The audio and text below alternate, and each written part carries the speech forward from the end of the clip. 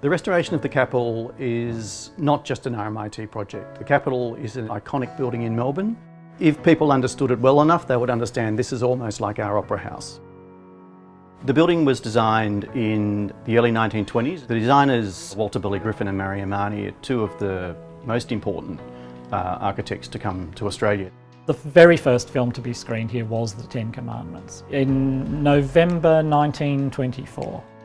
The building, despite RMIT having spent money and kept it up throughout the years, right up until when we closed it in 2014, was ageing and needed a lot of additional care and support.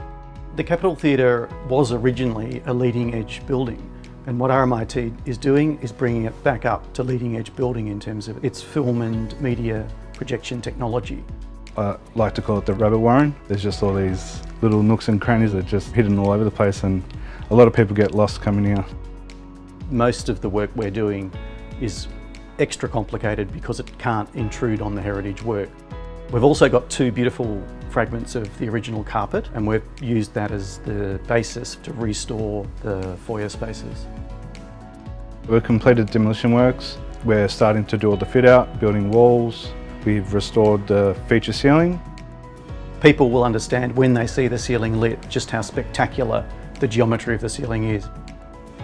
Yeah, it's going to be great to see it all finished, so I can't wait to come here with the wife and my daughter, come watch a movie and just show her what I was a part of.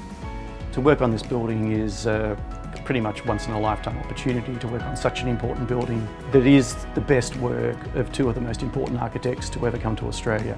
It's a great responsibility, but it's also a great privilege, and we're proud to be involved with RMIT.